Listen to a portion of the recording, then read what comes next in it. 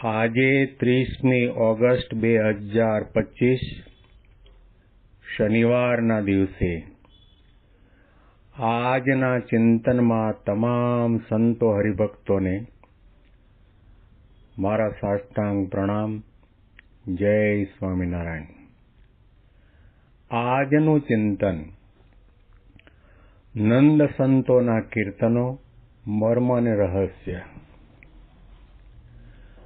રવિમંડળમાં રાત તણુ દુઃખ નવ નડે, પારસ પામે ધન દુર્બળતા જાય જો.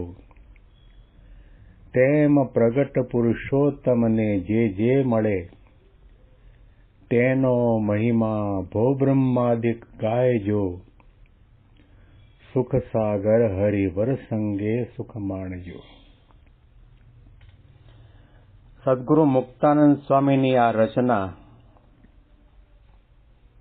પ્રગટ ભગવાનના મહિમાનું ગાન કરે છે.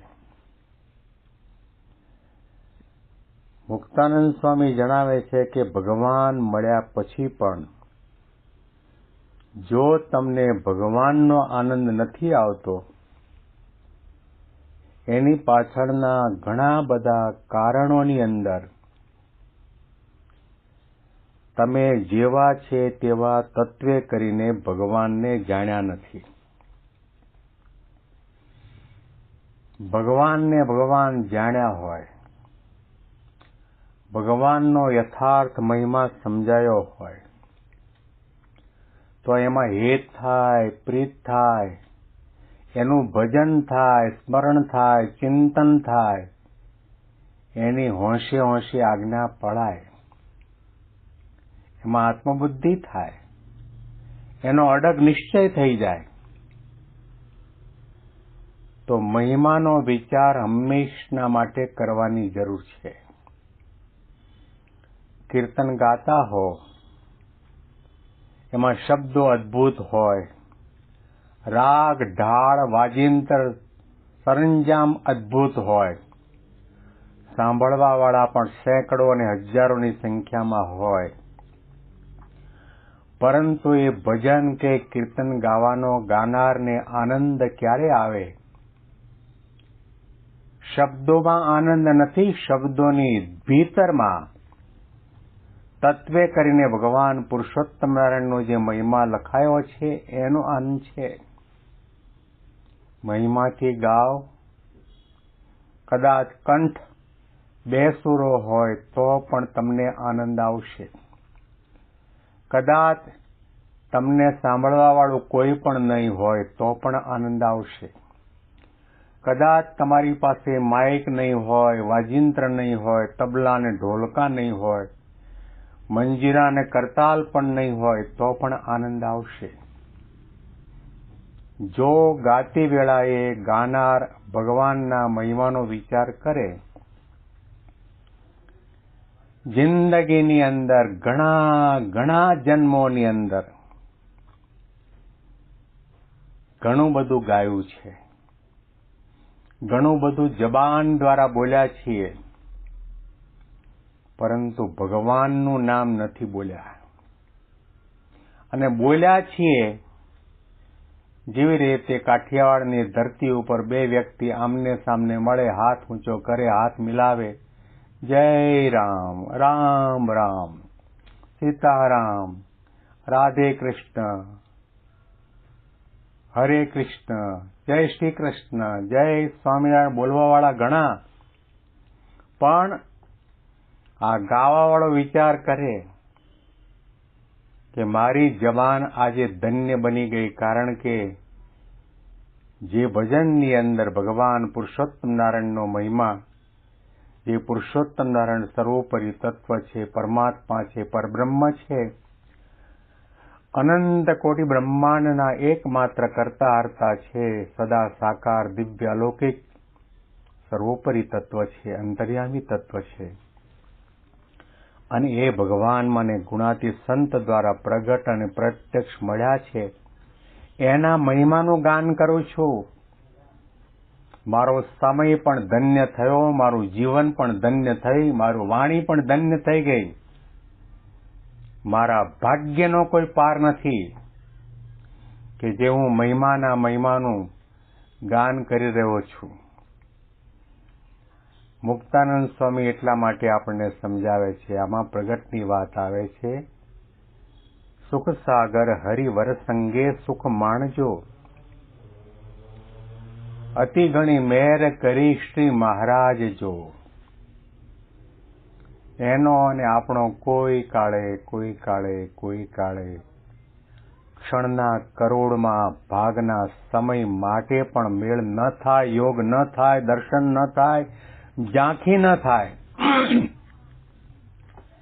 એવા ભગવાન અને ભગવાનના ધારક સંત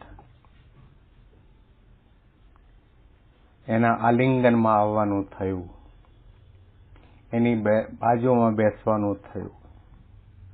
એમણે પોતાના અભયસ્ત માથા ઉપર બિરાજિત કર્યા. એમણે આપણને સાંભળ્યા, એમણે આપણને પત્રો લખ્યા. આપણે કંઈ પણ નાની મોટી સેવા કરી તે સ્વીકારી. એમના સ્નાન કરાવવાનો લાભ મળ્યો, પગચંપી કરવાનો લાભ મળ્યો, શરીર દબાવવાનો લાભ મળ્યો, એમની વાણી સાંભળવાનો, એમના દર્શન કરવાનો લાભ મળ્યો. આ એક બ્રહ્માંડ નથી. આ બ્રહ્માંડમાં 14 લોક છે. એવા અનંત કોટી બ્રહ્માંડો છે. અને અનંત કોટી બ્રહ્માંડોની અંદર મારા જેવા અનંત જીવાત્મા છે. વિચાર કરો, એમાંથી કયા જીવાત્માને ભગવાન પુરુષોત્તમ નારાયણનો યોગ થયો? કયા જીવાત્માના માથા પર ભગવાને પોતાનો કર્કમળ બિરાજિત કર્યો? કયા જીવાત્માના મુખની અંદર ભગવાને પ્રસાદ આપ્યો હોય, દ્રષ્ટિ કરીને જોયું હોય, આજાન બાહુમાં લઈને બાહુપાશ કર્યું હોય, એવો કેટલોક બતાવો તમે. સુખી થવું હોય, આનંદના હિલોળાની અંદર ઝૂલવું હોય, દુઃખ માત્ર, અશાંતિ માત્ર, ઉપાધિ માત્ર દૂર કરવા હોય અને ભગવાનના સુખે સુખિયા થવું હોય તો ભગવાનના મહિમાનો વિચાર કરો, સાધુના મહિમાનો વિચાર કરો.